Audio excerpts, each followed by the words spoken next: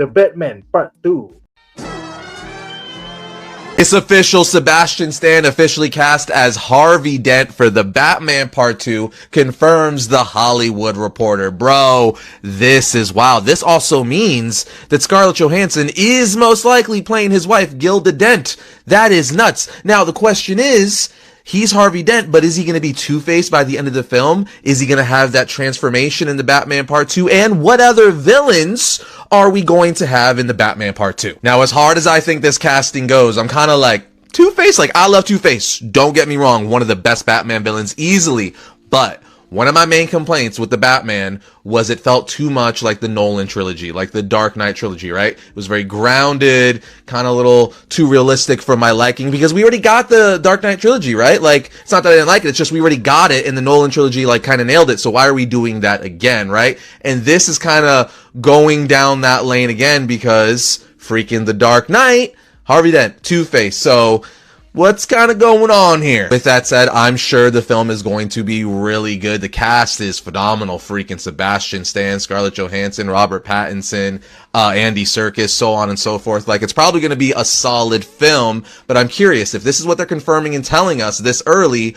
What are the surprises? What are they holding back? Is there going to be another villain? Another surprise? Joker is apparently rumored to return fully in this film because he was just in a deleted scene and like briefly teased in the first one. So what's going on? Very curious. But yes, this casting does go hard. And as some like to say, it could be a generational casting. I mean, Sebastian Stan, like, that's crazy. Welcome to the DC universe, Sebastian. Dah confirm dekat Variety.com bahawa Sebastian Stan bakal menjadi antagonis untuk filem The Batman Part 2 sebagai Harvey Dent, tapi kita tak sure sama ada dia akan melalui transformasi menjadi Two-Face ataupun tidak.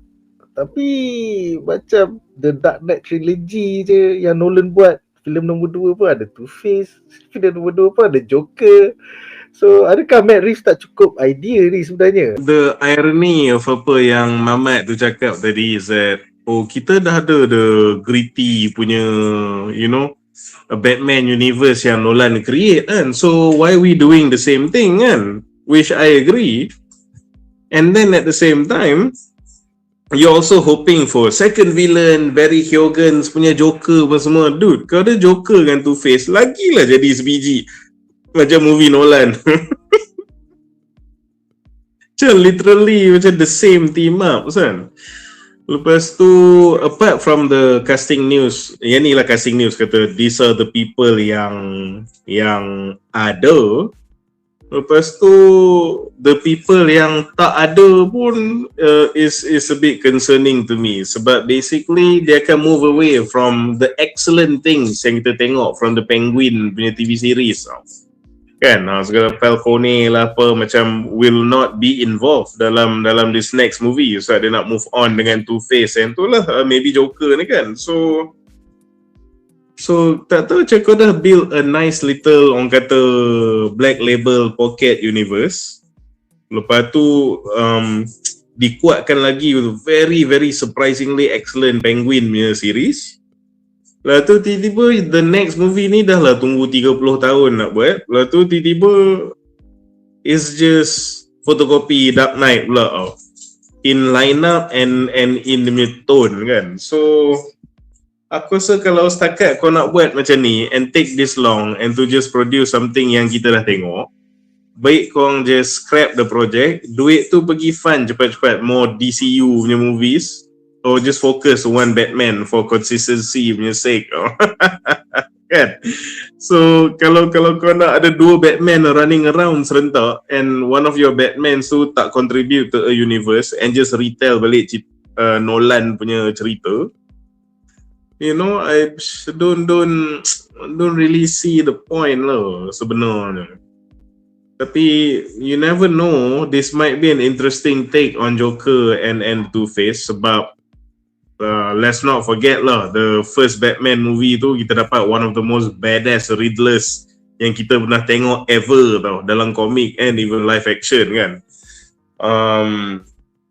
Tapi itulah, tak tahu kalau kita cakap same dengan Nolan, if that's the complaint, then the lineup is going to be the same. Aku rasa in a way Matt Reeves dia dah back himself into a corner sebab bila kau buat universe kau terlampau gritty, kau dah eliminate your own pool of villains yang kau boleh pakai. You did this to yourself. So sekarang kau just ada gangsters and street guys. Itu je. Kau tak boleh pakai Clayface. And memang to begin with kau tak boleh pakai pun sebab dia orang nak buat movie. Kau definitely tak boleh pakai Killer Croc, Scarecrow, what have you. So macam aku rasa movie Batman tu was supposed to, Batman Matt Reeves tu was supposed to be a one-off sebenarnya. Lah tu biasalah, tiba-tiba oh damn ramai gila orang suka apa semua kan. Jom buat TV series, jom buat trilogy.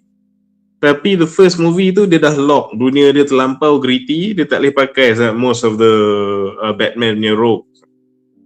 So how many times dia tengok Batman tumbuk gangster? Sebab tu Batman ada all these funky supernatural sci-fi punya villains which you now can no longer use. So macam tak tahulah aku and all these problems kan. Ditambahlah dia ambil masa sangat lama. Pattinson pun nanti nak umur berapa pun nak continue so. Makin lama aku macam tak payahlah. As much as I like this tak payahlah. Maybe macam kau just continue di Penguin tu lah, buat more TV series ke apa spawning from this universe ke apa kan. Movie just focus pada the DCU. That's what I feel lah at least. If they came out with the second movie a lot quicker, then aku akan a bit optimis lah dengan segala okay. Maybe ada problem ni, ada question mark sini, but it's okay, movie tu dah nak keluar, you know, it didn't take too long. It's gonna be okay. The first movie pun okay. But the movie itself is taking so long. And then kau ada all these question marks. So, and then you have another Batman yang nak keluar. So, dia jadi macam what's the point? What's the point? And again, aku ulang lagi sekali one last time, whatever it is kau nak produce pun will ada banyak similarities with the one we've already seen Nolan buat. And most likely pasal Heath Ledger punya performance, well, that's gonna be always be the more superior movie. So macam tak ada sebab je second movie ni patut wujud. Just fokus DCU je lah. Aku agak depressed bila memikirkan cast villains untuk filem The Batman Part 2 ni lebih kurang sama macam The Dark Knight je. Dan macam tak ada mana lah kita dah tengok versi Matt Reeves. Pasal dia tak follow through. Kita tak dapat Sofia Falcone. Kesian pelakon Christine Milioti tu. Bila orang interview, kau ada tak dalam Batman Part 2? Tak ada. Dan Penguin pun tak diutamakan. Sedangkan kau dah bina dalam siri Penguin tu, oh dia sekarang drug lord yang baru. Tapi kalau dalam filem ni dia bukan the main villain, macam tak ada makna. Tiba-tiba kau dah introduce Sebastian Stan lah, Scarlett Johansson lah. Macam apa benda ni Matt Reeves? Apa benda? Apakah pendapat korang tentang berita bahawa Sebastian Stan bakal menjadi Harvey Dent aka Two-Face di dalam filem The Batman Part 2 nanti? Beritahu kita orang di dalam comment section di bawah. Sekiranya anda enjoy menonton video ini, jangan lupa untuk like, share dan subscribe kepada BuzzPop TV untuk lebih banyak video-video yang berkaitan dengan pop culture daripada komik, TV, filem, mainan dan juga banyak lagi. Majulah fandom untuk negara.